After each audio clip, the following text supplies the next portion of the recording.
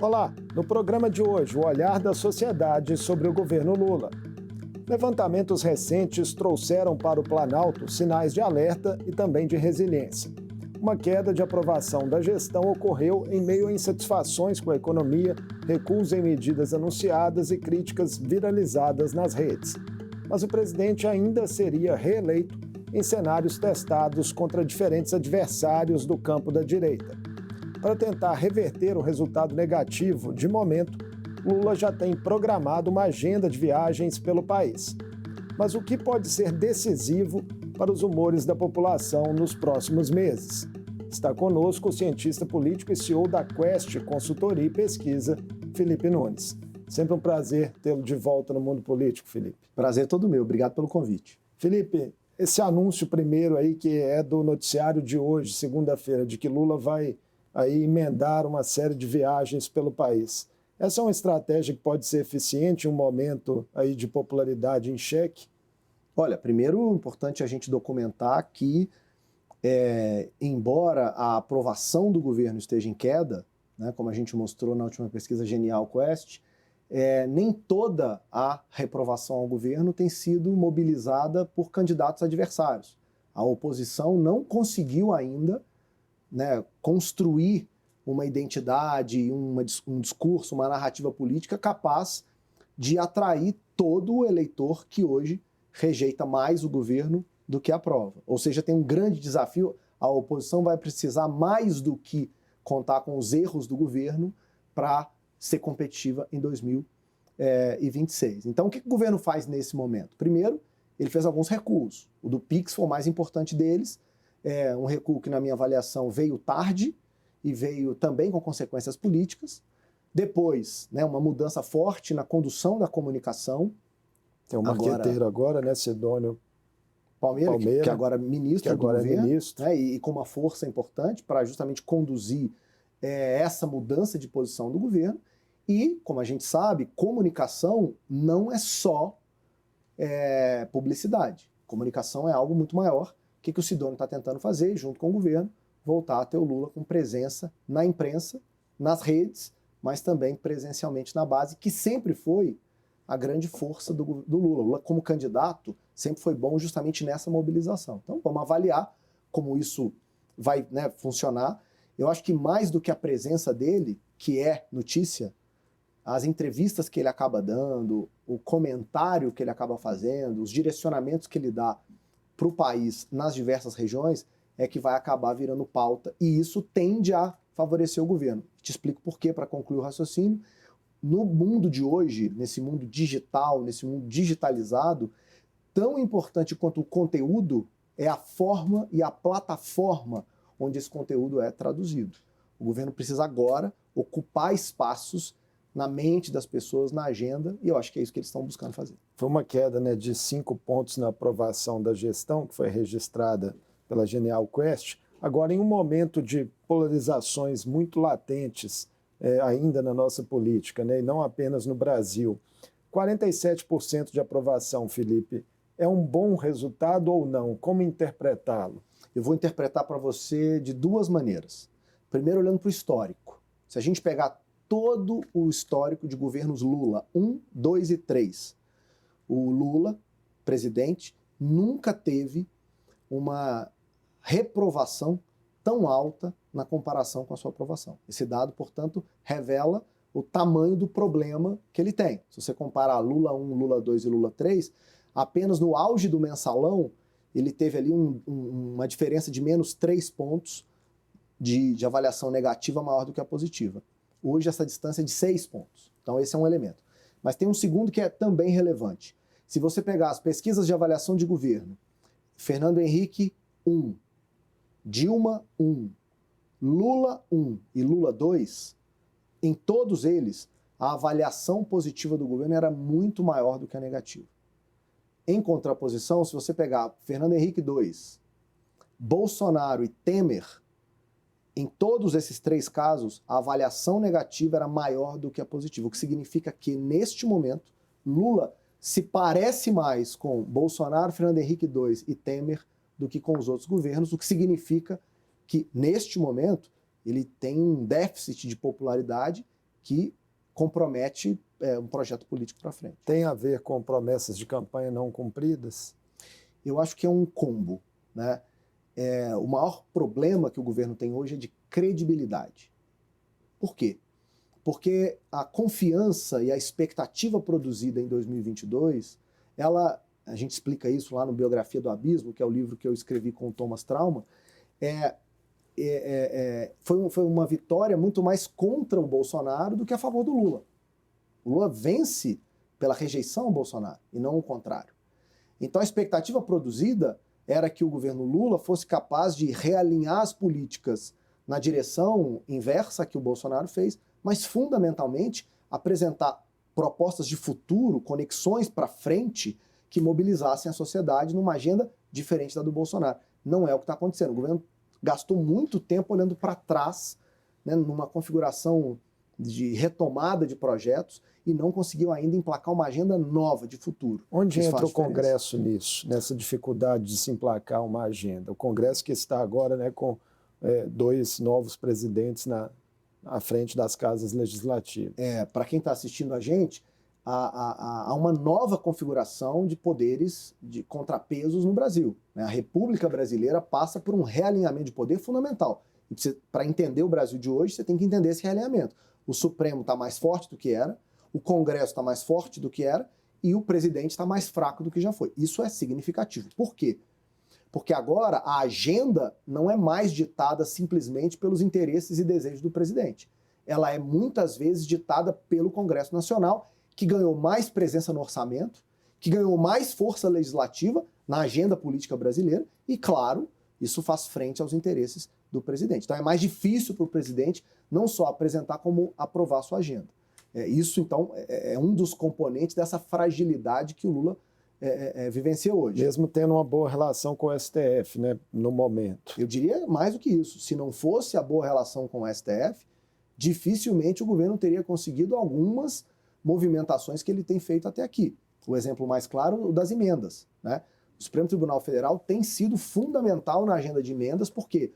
Para cobrar a transparência do Congresso Nacional. Isso tem travado algumas movimentações, como você sabe bem, o processo de emendas parlamentares é crucial para a relação executivo-legislativo dentro do presidencialismo de coalizão.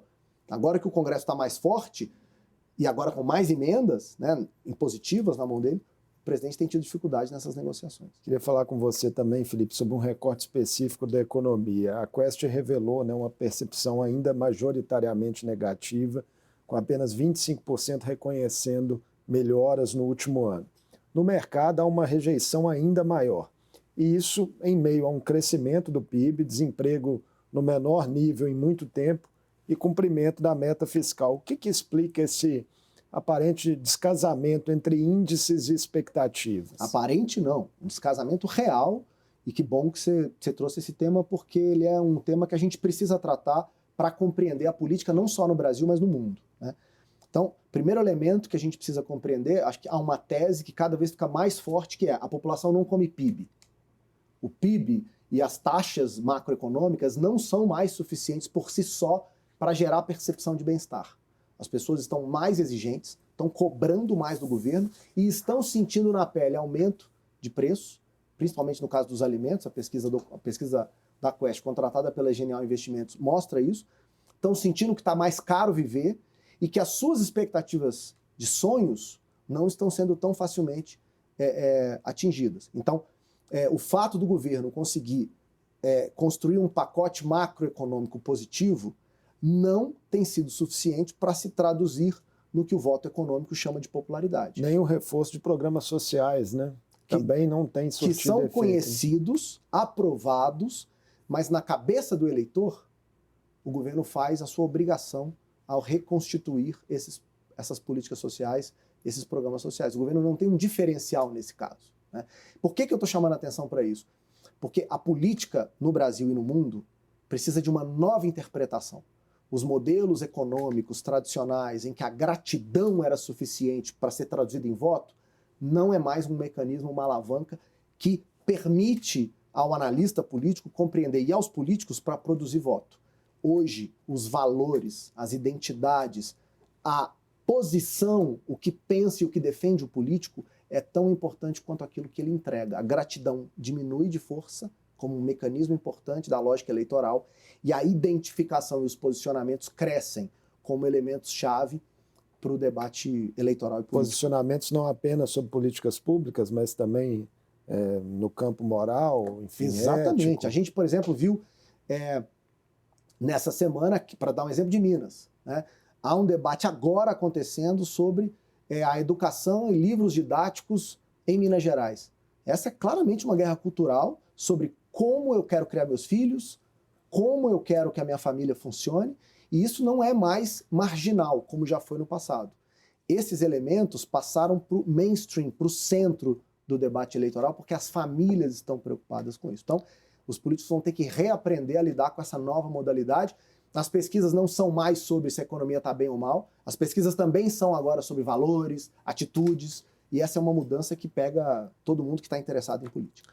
Então, sobre um tema que acho que é um pouco correlato, né, com essa questão da guerra cultural, nas últimas semanas, né, já com uma participação ali de Sidone Palmeira, né, à frente do Ministério, chamou atenção a tão falada Guerra dos Bonés. Sim.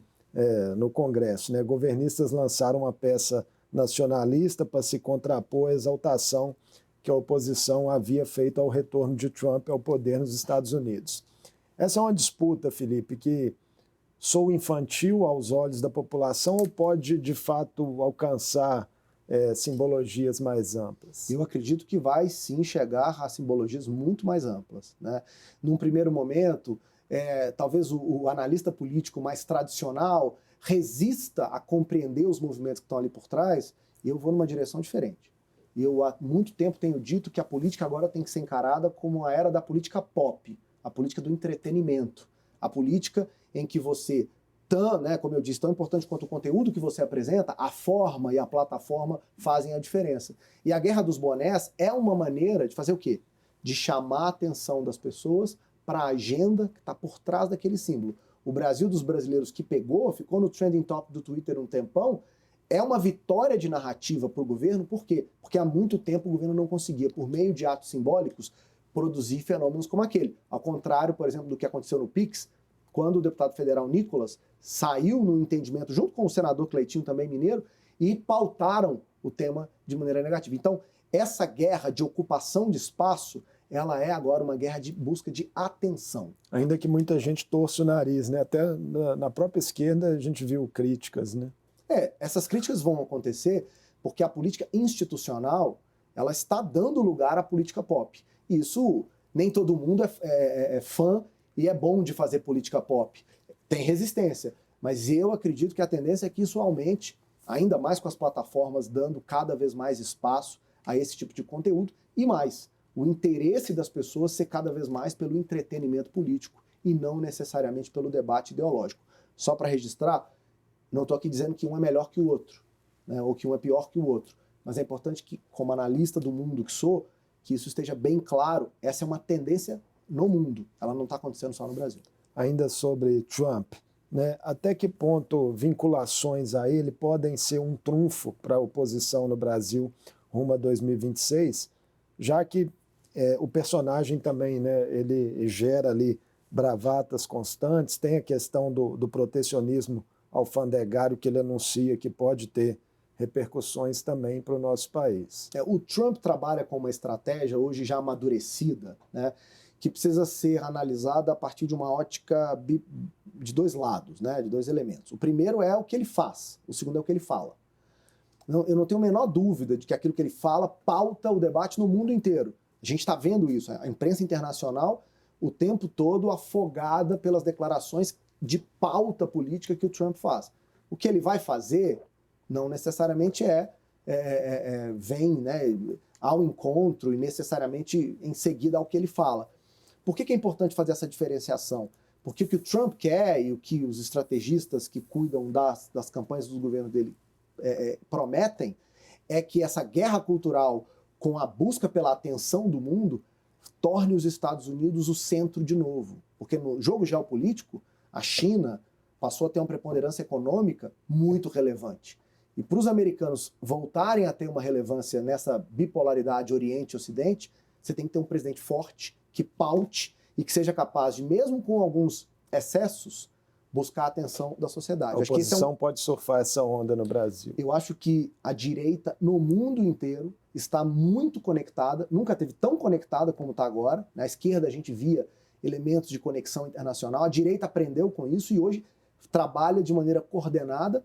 E é óbvio, para o governo Lula, ter o Trump na presidência americana é algo que lhe gera desafios. Para a oposição, ao contrário, é uma ótima oportunidade de surfar uma nova dinâmica, né, de rearranjo de poder no mundo. Antes da gente entrar em cenários projetados de 2026, o governo Lula tem instrumentos para tentar desatar ainda esse nó na economia? Todo governo tem, né? E aí a gente vai chegar nessa agenda de 2026, porque foi curioso, quando a Quest fez a pesquisa que a gente sempre faz, né, contratada pela Genial, quando a gente viu que a desaprovação crescia, as pessoas automaticamente concluíram então que o Lula perderia a eleição. E não é verdade, né? Você tem que traduzir desaprovação em voto. E para isso você tem que ter candidatos conhecidos, aprovados, pouco rejeitados. E, por enquanto, a oposição não tem esse nome, né, para fazer frente ao Lula, como a pesquisa mostrou. Então, E há tempo para a economia se recuperar na ponta, assim, para o consumidor? Eu acredito que sim. E essa é uma pergunta importante, porque o timing da política ele também virou um timing digital. Do mesmo jeito que a desaprovação muda rápido, a aprovação muda rápido. As pessoas estão cada vez mudando de opinião de maneira mais rápida. Então, tem sim oportunidades para essas mudanças. Por que eu estou trazendo esse tema de 26, né, antecipando um pouco sua pergunta? Porque acho que é cedo para tirar conclusões sobre 26. Então, por que a gente faz cenários eleitorais de 26? Para entender o tamanho da vantagem ou da desvantagem. E quais são os desafios que a oposição tem para enfrentar o quê? Um incumbente, que sempre é favorito, e mais, no caso do Lula, um incumbente com alta densidade e vínculo popular. O Lula tem esse atributo que quase ninguém tem no Brasil. Ele e Bolsonaro seriam os dois grandes nomes com essas qualidades. O próprio Bolsonaro, ainda muito desgastado, esteve a ponto de ganhar a eleição, né? Claro, ser reeleito. claro, né? Foi uma eleição ali eu chamo de um grande encontro, né? Dois presidentes que se enfrentam. Então, para 26, vai ser importante que o governo use os seus mecanismos de incumbente e explorem esse altíssimo vínculo popular que Lula tem. Por outro lado, a oposição tem que se organizar para ter um nome forte, popular, conhecido, com baixa rejeição, para tentar fazer essa pauta inversa ao governo. Nos diferentes cenários, né, que a Quest trouxe sobre a sucessão presidencial de 2026, vários nomes ali da oposição sendo testados, um em especial chamou muita atenção, o cantor sertanejo Gustavo Lima, que vem ensaiando aí, né, uma entrada na política. Ele já alcança 35%, né, à frente de governadores e de nomes da família Bolsonaro. Como entender esse fenômeno se só taxa de conhecimento explica? Então, foi a primeira pesquisa, né, a testar o Eduardo Bolsonaro como possível sucessor ali do clã Bolsonaro, e também a primeira a testar o Gustavo Lima, que tinha dito, começou a procurar partido político e tal, e tinha dito que seria candidato. Como é que eu acho que... o que a pesquisa está dizendo? Né? Primeiro, a base do Lula é muito forte, o piso dele é muito forte. 30% de piso em qualquer cenário de primeiro turno. Ou seja, um político que está aí há tantos anos e que continua mantendo esse piso. Em compensação, a pesquisa mostra que o teto do Lula caiu. Ele que já teve historicamente tetos acima de 60%, hoje está mais próximo de 40% do que de 60%. Ou seja, a margem de manobra do Lula diminui nesse mundo polarizado com guerra cultural. Por outro lado, a pesquisa também mostra que, basicamente, qualquer candidato da oposição, seja ele da política pop, como, por exemplo, Gustavo Lima e o Pablo Marçal, ou da política mais tradicional, como é o caso de Romeu Zema, Caiado e Tarcísio, eles têm ali também um piso de 30% que não é modificado, né? A dificuldade desses nomes é crescer para ser competitivo, e aí o desafio deles é conhecimento. Vou dar um exemplo. O governador de Minas, ainda tem um desconhecimento nacional enorme. Também contratou marqueteiro novo recentemente. Já está se organizando para isso. E tem que fazer isso mesmo. O Caiado está fazendo a mesma coisa. O Tarcísio parece que não. Adota uma estratégia um pouco diferente, inclusive de não ser candidato. Então, o que a pesquisa está claramente mostrando é que se a oposição quiser ser competitiva, ela terá que alavancar o grau de conhecimento e a popularidade de nomes como Zema, Caiado e Tarcísio para chegar no nível em que Gustavo Lima está hoje, já que ele, Gustavo Lima, é muito mais conhecido que os outros, e isso dá a ele essa vantagem. Sobre esse nome ainda, né, foi noticiado na última semana que ele é cortejado por partidos nanicos, mas vem enfrentando uma certa hesitação de siglas maiores.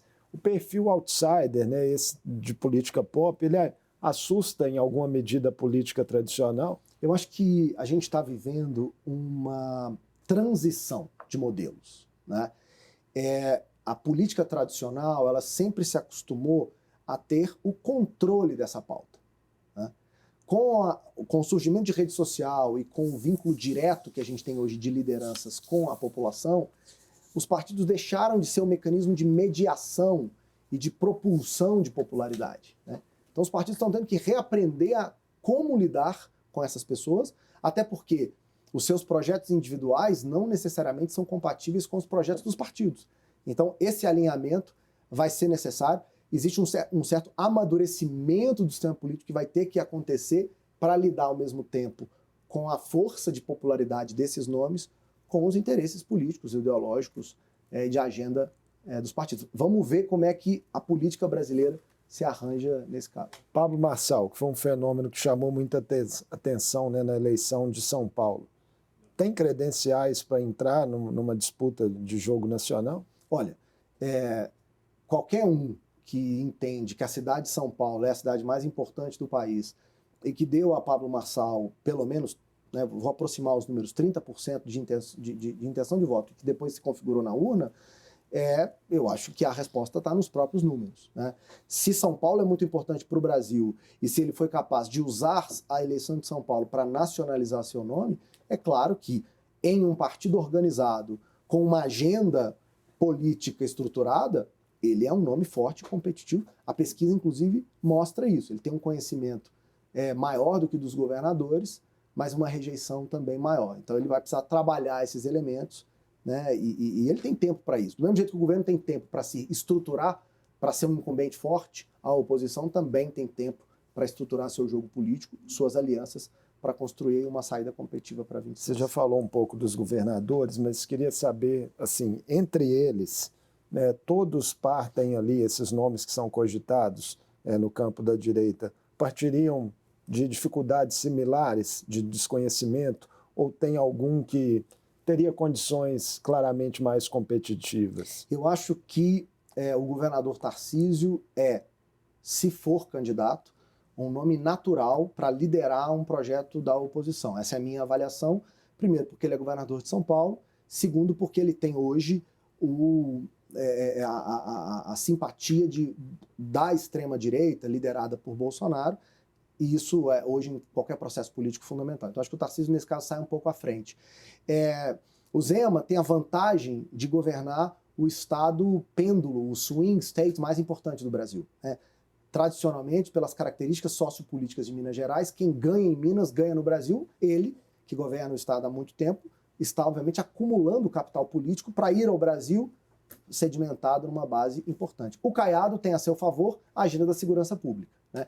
Pelas pesquisas, a violência hoje é a principal preocupação do brasileiro. Ele é o governador que tem conseguido apresentar, segundo as pesquisas, os melhores resultados de aprovação nisso. Então, cada um deles tem ali vantagens diferentes. Kassab falou recentemente em Ratinho Júnior, né, o Verdade. governador do Paraná.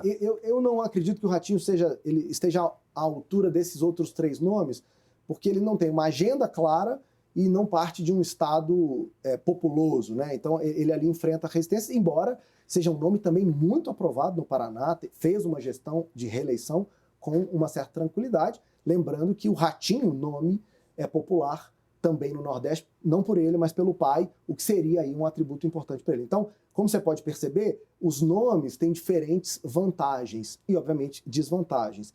Eu acredito, sinceramente, que a elite política da oposição vai se organizar para combinar esse jogo entre esses nomes para a formação de uma chapa mais forte, mas essa decisão só tem que acontecer em julho, ou seja, daqui até lá o que eles vão fazer é trabalhar na nacionalização dos seus nomes. Julho do ano que vem, verdade, claro. O que eles vão fazer até lá é tentar nacionalizar seus nomes e tentar apresentar dentro dos seus estados e para fora uma agenda política relevante. O apoio de Bolsonaro ainda é fundamental para qualquer nome desse campo? Eu acredito que sim. E isso está documentado nas eleições municipais, né? É uma máxima dizer que eleição municipal não tem nenhuma relação com a eleição presidencial. Continuo acreditando nisso porque os dados refletem isso. Mas tem alguns achados da eleição do ano passado que são importantes para agora. Um deles é todas as vezes que a direita enfrentou a direita radical, estou falando aqui de Goiânia, de Curitiba, de Manaus, de João Pessoa, a direita moderada ganhou com o apoio da esquerda e a direita radical ficou isolada. Mas perceba você, a direita radical chegou em todas esses casos, em todas as eleições, com força competitiva. Fundamentalmente por quê? Por organização e engajamento em volta do Bolsonaro. Então eu continuo achando que ele é um nome que também tem rejeição alta, como a pesquisa mostra, mas que tem um piso muito alto, que é compatível com o que o Lula tem hoje. Reversão de inelegibilidade, algo que o ex-presidente diz ainda apostar, você considera improvável? Eu prefiro não fazer projeções sobre isso, porque cientista político tentando acertar o futuro só não é pior que economista. A gente faz um bom trabalho de diagnóstico, mas o futuro é um jogo das forças políticas, né? Eu acho que ele está fazendo aquilo que lhe é de direito, buscar construir uma narrativa que dê sustentação e legitimidade ao projeto dele, assim como as forças de situação hoje fazem o inverso. Então, quer dizer, como isso diz respeito a questões técnicas, jurídicas, eu prefiro não tentar projetar o futuro. O que eu tenho certeza, no entanto, a partir dos dados que tenho, é que sim, Bolsonaro continua sendo um player muito importante no Brasil. Ele, na minha visão, continua sendo um líder de direita capaz de alto engajamento e mobilização, assim como Lula é no campo da esquerda, centro-esquerda. A resiliência de Lula na liderança, ela é ajudada em que medida por essa fragmentação de momento da direita? É um dos elementos que explicam isso, né? Enquanto você tem um incumbente forte, um candidato de continuidade que mobiliza a sua base, nós estamos falando do Nordeste, dos mais pobres, das mulheres, né, dos católicos, da população de baixa renda, esse público ainda é muito lulista e dá a ele uma sustentação forte, né? Por outro lado, a direita ainda está buscando um nome que seja competitivo. Isso, obviamente, ajuda o governo. Por isso que é importante, a gente começou a fazer pesquisa agora sobre isso, para a gente justamente ver como é que esse filme vai avançar ao longo do tempo. E tem muitos indecisos, né? Só para a gente fechar, 78% dos eleitores na sondagem espontânea não saberiam em quem votar, né? Acho que bom que a gente vai terminar com isso, porque, embora essas simulações sejam importantes para que o analista político, né, faz o que eu faço, consiga ter uma noção do quadro, também é importante lembrar que quem define a eleição é o eleitor. É ele que lá na frente vai dizer qual é o caminho que ele quer seguir. Isso vai depender da identidade que ele tem com os candidatos, da própria disputa, do conhecimento e popularidade, do grau da economia. Há vários fatores que influenciam essa decisão.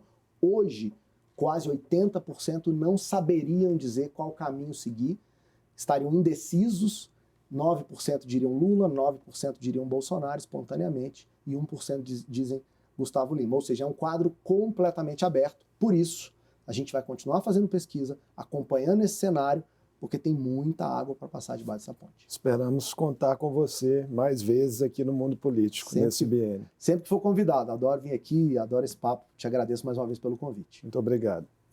Eu conversei com Felipe Nunes, cientista político e CEO da consultoria Quest. Falamos sobre as causas da recente queda de aprovação do governo Lula e de cenários já testados para a sucessão presidencial de 2026, com os elementos políticos e econômicos que podem influenciar os rumos da gestão e os humores da sociedade brasileira. O Mundo Político fica por aqui. Obrigado por nos acompanhar e até o próximo programa.